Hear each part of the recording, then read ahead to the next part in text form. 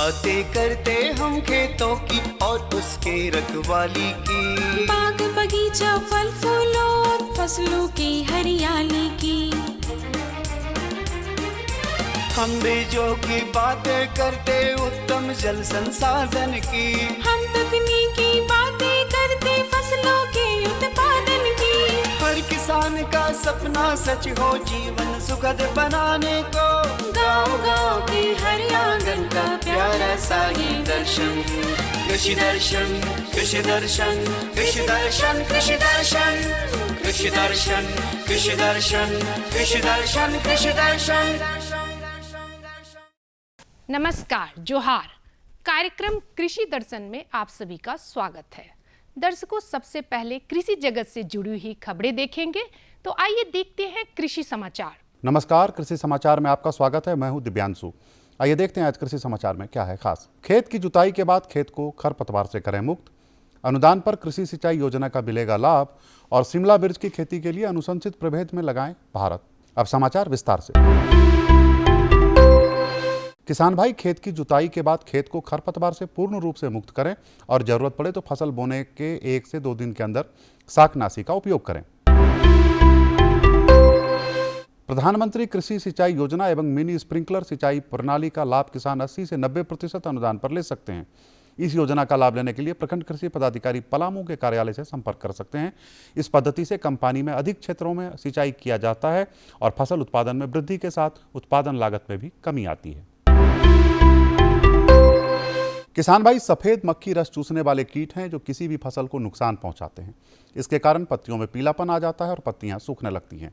सफेद मक्खी के प्रकोप से फसलों को बचाने के लिए एसिडामिप्रिड 1 ml 2 लीटर पानी में घोल बनाकर 15 दिनों के अंतराल पर छिड़काव करें। सफ़ेद मक्खी किसान बंधु जो है, अगर मान लीजिए उनके खेत में चूंकि ये वायरस को ट्रांसमिट करता है, तो इसके लिए भी रस चूसने वाले जो कीट है एसिडामिप्रिड है, तो उसका हम लोग जो है क्या कर सकते हैं कि 1 ml 2 लीटर पानी में घोल बना करके उसको 15 दिन के अंतराल पर अगर छिड़काव करते हैं, तो उससे हम जो है ये रस चूसने वाले कीटों और सफ़ेद मक्खी का भी नियंत्रण कर सकते हैं। शिमला मिर्च की खेती से अधिकाधिक उत्पादन लेने के लिए 375 ग्राम बीज प्रति हेक्टेयर लगाएं। कतार से कतार की दूरी 60 सेंटीमीटर और पौधा से पौधा की दूरी 60 सेंटीमीटर रखें। बेहतर उत्पादन के लिए अनुशंसित प्रभेद में भारत इंदिरा लगाएं। शिमला मिर्च की खेती के लिए अच्छे जल निकास वाली बलुई दोमट या लाल मिट्टी जिसका pH 5.5 से 6.8 हो, अधिक अम्लीयता वाली मिट्टी में चूने का प्रयोग जरूरी है। मिट्टी को हल्का और भुरभुरा होना चाहिए। साथ ही प्रति सप्ताह सिंचाई करते रहें। किसान भाई बागवानी में निकौनी के लिए नूतन खुरपा नामक कृषि यंत्र का प्रयोग कर सकते हैं। इसकी कार्यक्षमता 6 से 8 डेसिमल प्रतिदिन है। आज की विशेष जानकारी है गोभी फसल के पौधों में हीरा पृष्ठक कीटों के नियंत्रण के बारे में। किसान भाई गोभी फसल के पौधों में हीरा पृष्ठक कीट आरंभिक अवस्था में दिखे तो 1 ग्राम बीटी दवा को प्रति लीटर पानी की दर से मिलाकर घोल बनाएं और फसल पर छिड़काव करें। यह गोभी का पौधा लगाने के 18 से 25 दिनों के बीच नीम निर्मित दवा 5% का फसल पर छिड़काव करें। इसके बाद भी हीरा पृष्ठक कीट का प्रकोप दिखे तो 10 से 15 दिनों के अंतराल पर दोबारा छिड़काव करें। याद रखें, गोभी के एक फसल मौसम में नीम निर्मित कीटनाशी का 3 से 4 बार ही छिड़काव करना चाहिए। और अब एक नजर राज्य के 5 प्रमुख शहरों के मौसम के मिजाज पर।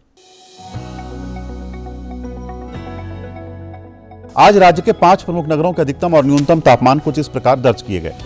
रांची का अधिकतम तापमान 30 डिग्री सेल्सियस। कृषि समाचार में आज इतना ही। अगले दिन अगले अंक में फिर मुलाकात होगी कुछ ताजा तरीन खबरों के साथ। तब तक के लिए दीजिए इजाजत। नमस्कार, जोहार। तो दर्शकों, कृषि समाचार में आप कृषि जगत से जुड़ी हुई खबरें देखें, मंडी का भाव देखा, साथ में मौसम का हाल भी जाना। तो रुकते हैं एक छोटे से विराम के लिए।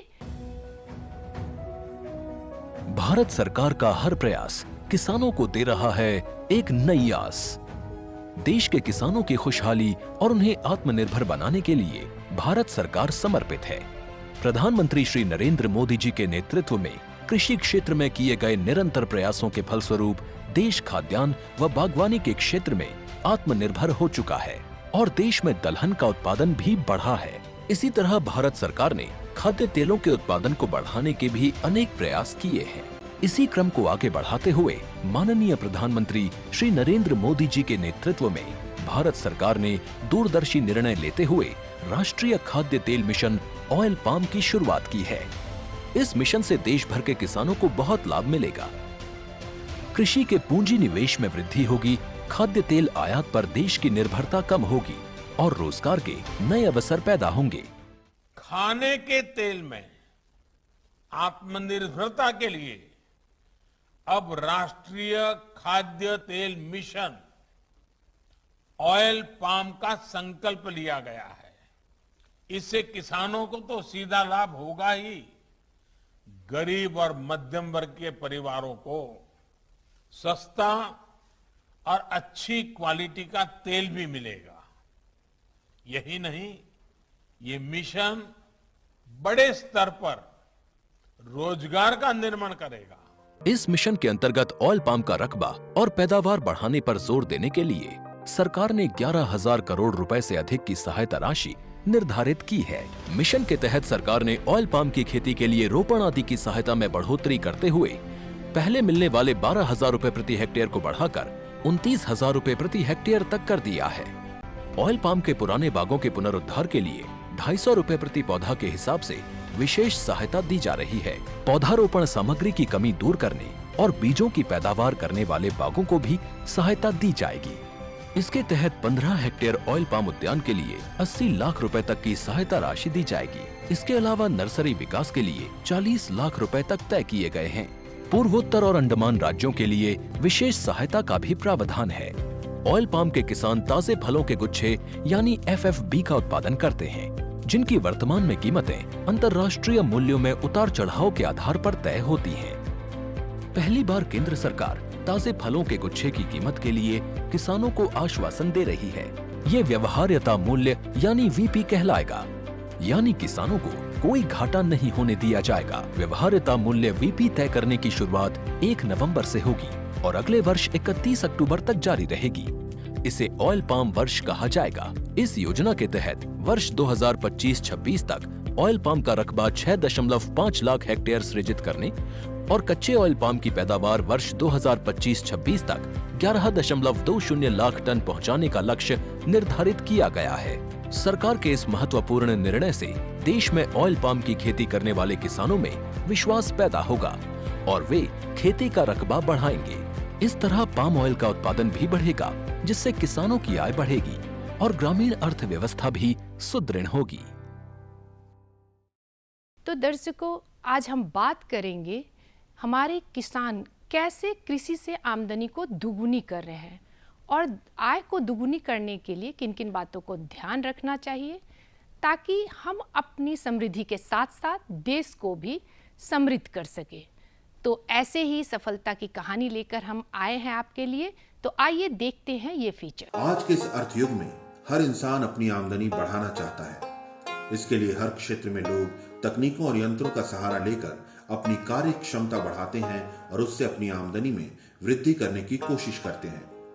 कृषि का क्षेत्र भी इससे अछूता नहीं है। इस क्षेत्र से जुड़े किसानों की ख्वाहिश भी यही है कि उनकी आमदनी भी बढ़े। इसके लिए वैसे किसान जो कृषि को गंभीरता से लेते हैं, उन लोगों ने सबसे पहले पारंपरिक खेती को छोड़कर तकनीक आधारित खेती को अपना लिया है। झारखंड के गिरिडीह जिले के बेंगाबाद प्रखंड के गांवों में इसके कई उदाहरण हमें देखने को मिल जाएंगे। यहाँ के किसानों ने अपनी खेती में बदलाव लाकर अपनी आमदनी में उल्लेखनीय वृद्धि की है। इन लोगों ने तकनीक आधारित खेती का सहारा लिया है और आधुनिक यंत्रों का इस्तेमाल कर अपनी खेती को उन्नत बनाया है। इतना ही नहीं, इन लोगों ने अपनी खेती में नई फसल स्ट्रॉबेरी का प्रयोग कर अपनी आमदनी को दुगनी कर ली है। मोहनपुर ग्राम के मोहम्मद वसीम भी वैसे ही किसानों में से एक हैं, जिन्होंने आधुनिक खेती की बदौलत आज अपनी जिंदगी ही बदल डाली है। जी, पहले तो मैं सर कुछ नहीं करता था, इधर उधर दुकान चाहे फिर नेटवर्किंग करता था।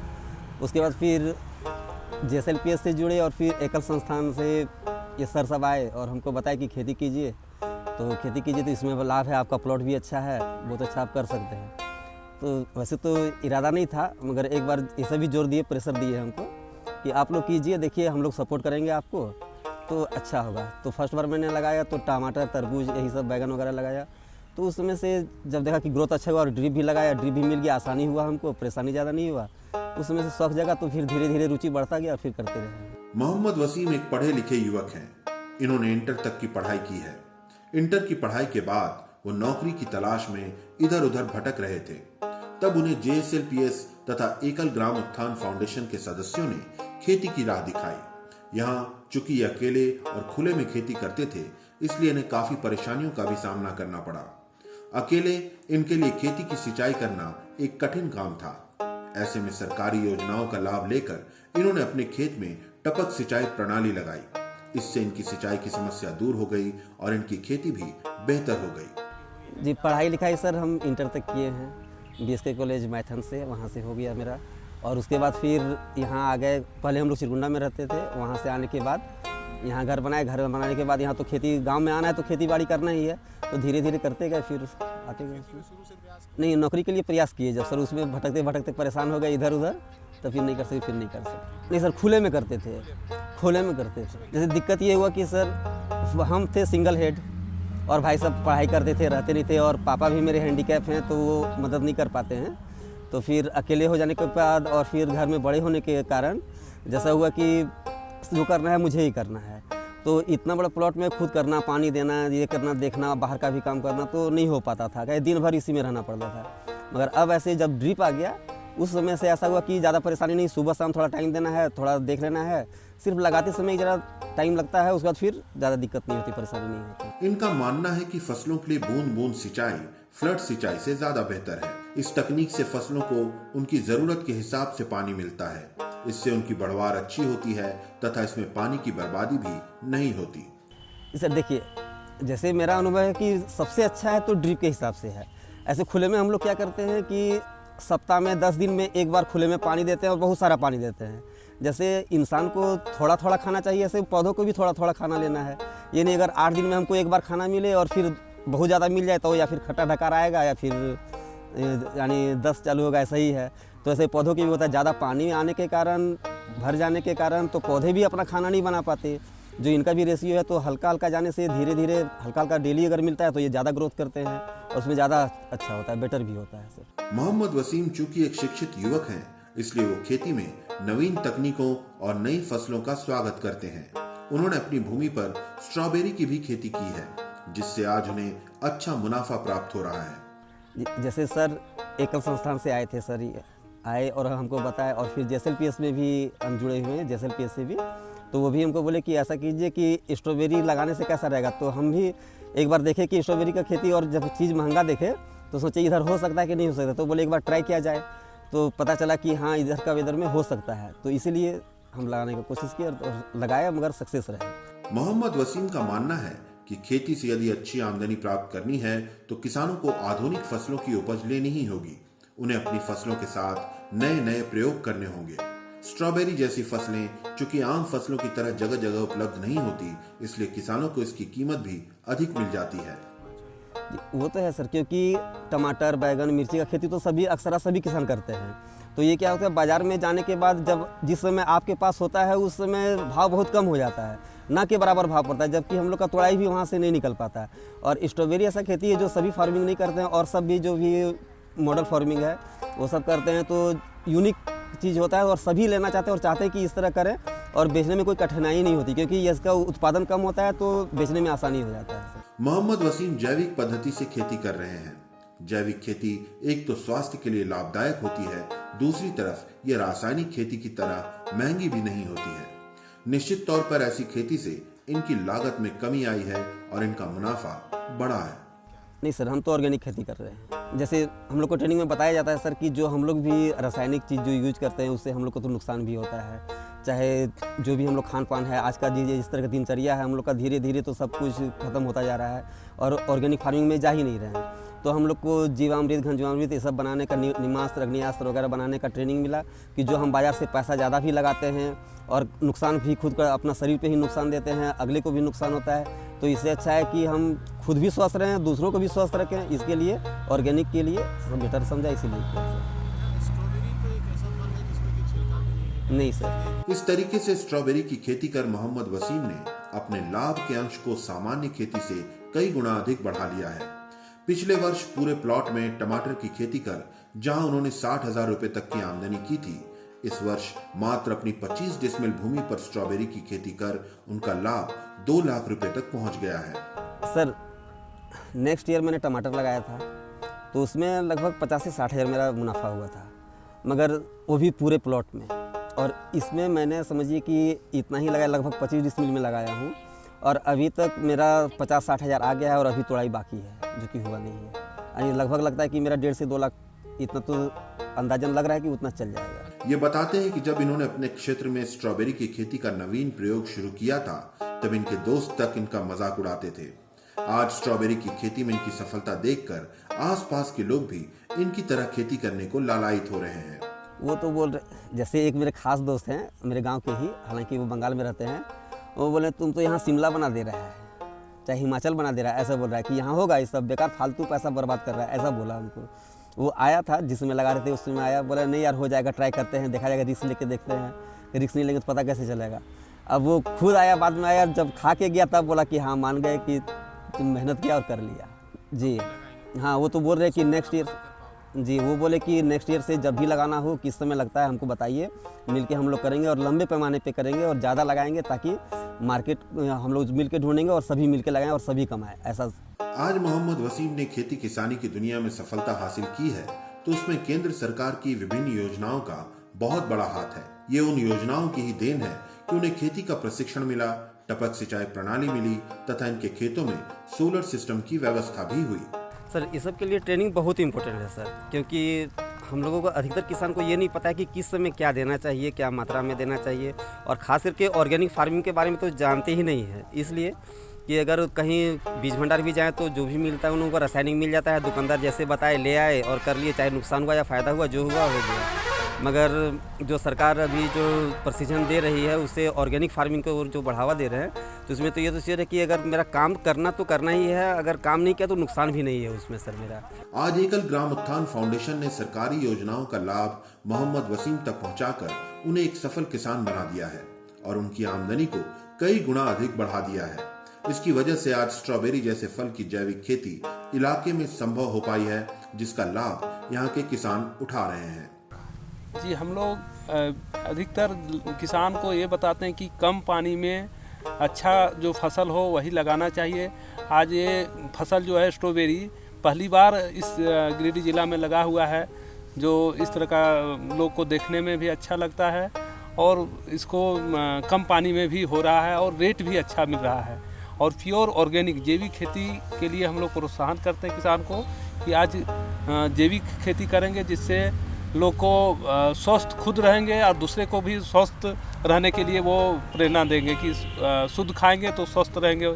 इसके लिए हम लोग गोधारित खेती, गाय का गोबर, गोमूत्र, उसका बताते हैं किसानों को और आज कर रहे हैं, अच्छा मुनाफा कर रहे हैं लोग। आज मोहम्मद वसीम की तकनीक आधारित खेती से प्रभावित होकर आसपास के अन्य किसान भी इन्हीं की तर्ज पर खेती करने को उत्सुक हो रहे हैं। वे भी चाहते हैं कि वे अपने खेतों में टपक सिंचाई, मल्चिंग का उपयोग करें तथा स्ट्रॉबेरी जैसे फल की खेती की शुरुआत करें। इस तरह का देख के लोग जो है वो बहुत ऐसे किसान कह रहे हैं, खुद हमको फ़ोन करते हैं कि हमको भी दिलाइएगा, हम भी करेंगे। इस तरह का जो है मल्चिंग और ड्रिप का जो है लोग किसान कह रहे हैं कि कम पानी में अच्छा फसल होता है। हम लोग चाहते हैं कि अधिक से अधिक लगावें, स्ट्रॉबेरी भी लगावें। इस तरह का कई किसान का फोन आ रहा है। बेंगाबाद प्रखंड की नीलम देवी भी आज JSLPS तथा एकल ग्राम उत्थान फाउंडेशन की मदद से अपनी खेती में तकनीकों का समावेश कर पाई हैं। उन्होंने अपने खेतों में टपक सिंचाई प्रणाली लगाई है तथा वो अपनी खेती में मल्चिंग का प्रयोग कर रही हैं। वो अपनी खेती में नए नए फल स्ट्रॉबेरी को भी सम्मिलित कर चुकी हैं, जिससे उन्हें अच्छा लाभ प्राप्त हो रहा है। हम लोग को जो हम लोग ये स्वयं सहायता समूह से जो जुड़े ना, उसमें भैया लोग आए तो वही लोग बोले कि दीदी स्ट्रॉबेरी का खेती कीजिएगा। तो बोले, हम बोले कि भैया स्ट्रॉबेरी का खेती तो करेंगे, लेकिन उसका नियम तो हम नहीं जान रहे, कैसे करेंगे पता नहीं है। तो वही लोग हम लोग को देखिए ये वाला ड्रिप वाला जो सिस्टम दिया, सारा कुछ दिया, उन्हीं लोग मैंने हम लोग कितना दिए, इसका 65 या 70 हज़ार रुपया इसका है रेट, जिसमें से हम लोग उसमें से 15 हज़ार रुपया दिए। 15 हज़ार रुपया दिया आज कम ले जाके। इसके बाद हम लोग को सारा कुछ मिल गया, मल्च मिला और ये पाइप मिला, ये सब सारा कुछ जितना सिस्टम था सारा कुछ उसमें मिल गया उसी में से। टपक सिंचाई और मल्चिंग की सहायता से इन्होंने सबसे पहले फूलगोभी की खेती की थी, जिस भूमि से पहले उन्हें 5,000 रुपए तक नहीं आते थे, वहां से उन्हें तकनीक आधारित खेती की वजह से 20,000 रुपए की आमदनी हुई। हाँ, पहले वही डाउट हो रहा कि पता नहीं होगा कि नहीं होगा, हम लोग फंस जाएंगे क्या। फर्स्ट बार तो हम मंच प्लास्टिक डाल के पहले फूल गोभी लगाए। उस बार फूल गोभी यहाँ से वहाँ तक पूरा लगाए थे तो मेरा कितना 20,000 रुपया हुआ था। तो हमको ठीक ही समझ में आया कि इतना में से 5,000 नहीं निकाल पाते थे और 20,000 रुपया आया तो अच्छा आया। इसके बाद बोले कि दीदी इसमें से स्ट्रॉबेरी लगाइए। तो हम लोग स्ट्रॉबेरी लगाएंगे तो ये बेचेंगे कहाँ, मार्केटिंग इसका कहाँ देखेंगे कि कहाँ था, कहाँ मार्केट में स्ट्रॉबेरी। पहले हम लगाए, इसके बाद एक दुकानदार को जब देने गए 200 ग्राम स्ट्रॉबेरी पहले जो पड़ा तो बोलते है जी ये देश का थोड़ा फल है, कहाँ से आप ले आए। झूठ बोलते हैं कि आप हम खेत में लगाए। तो बोला हाँ चलिए आप दिखाते हैं कि हम लगाए हैं कि नहीं लगाए। उसको भी चकित लगा कि कहाँ से किया। तो जब बार बार उसको देने लगा तब समझ गया कि हाँ इस भैया किया है स्ट्रॉबेरी का खेती। बहुत अंतर है सारा कुछ में, इसमें कोड़ाई निकाई सारा कुछ में रहती है, कोई दिक्कत नहीं है। पानी पटवन का भी टेंशन नहीं है, एक बार 5-10 मिनट चलाइए सुबह, 10 मिनट शाम चलाइए, सारा कुछ इसमें तो कोई टेंशन, कुछ टेंशन ही नहीं है। एक बार लेकिन कुरकर से टेंशन है। इनकी खेती की पद्धति भी जैविक पद्धति है। ये अपने खेतों में रासायनिक खाद तथा दवाओं का प्रयोग नहीं करती। इनकी सारी खेती गोबर तथा गौमूत्र पर आधारित होती है। केवल से जैविक है, कुछ नहीं है इसमें। कुछ नहीं, गोबर डालते हैं, बस गोबर डालते हैं और मिट्टी, और क्या कुछ नहीं डालते हैं। कीड़ा अगर हुआ, कीड़ा होता है तो दवाई हुआ तो हुआ, नहीं तो जैसे गौमूत्र है ना, गौमूत्र को जैसे तुरंत नहीं मिला हमको दवाई, देख रहे हैं कि इसमें कीड़ा लग रहा है तो उसको घोल के और छिड़काव कर देते ताजा गौमूत्र, तो उससे भी मेरा देखते हैं बहुत बचाव होता है। तो जरूरी है मेरा जो आखिर के जो भी हम खा रहे हैं अगर अच्छा खाएंगे वो बढ़िया है, या जो कि जहर खाएंगे वो बढ़िया है। एक तरफ तो हम अपना खेत में लगाते तो अपना भी तो देखना है ना शरीर को, तो हम अपने लिए भी तो ये चाहिए, दुनिया कुछ हो जाए लेकिन अपना तो हेल्थ देखना है कि हम कैसे ठीक रहें। हम इतना दूर में हम जब जो साग सब्जी या जो भी लगाते हैं हम जल्दी खाद का यूज नहीं करते। नीलम देवी का मानना है कि आज के किसानों को कृषि के क्षेत्र में जागरूक होकर काम करने की आवश्यकता है।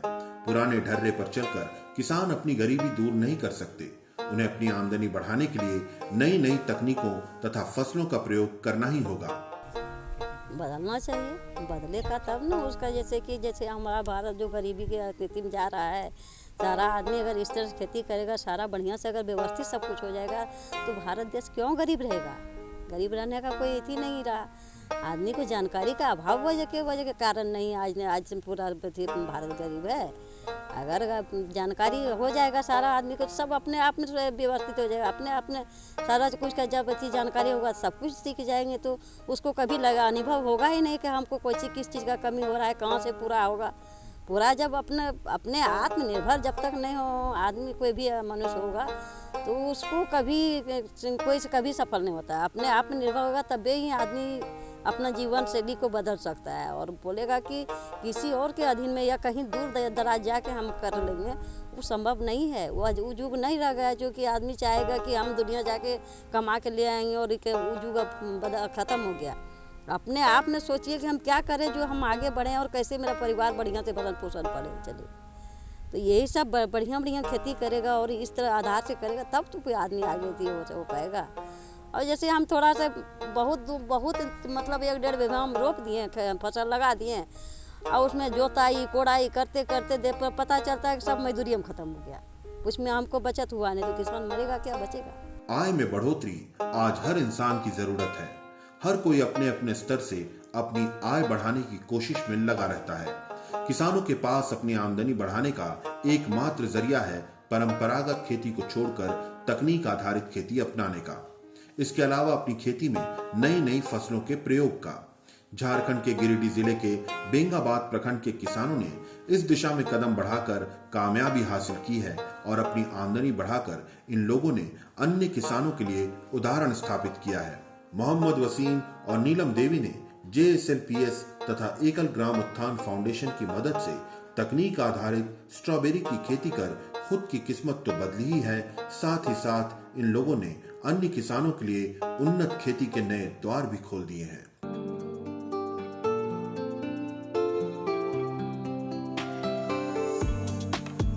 आशा करते हैं कि आज का कार्यक्रम आपको पसंद आया होगा। इसी के साथ लेते हैं आपसे विदा। नमस्कार, जोहार।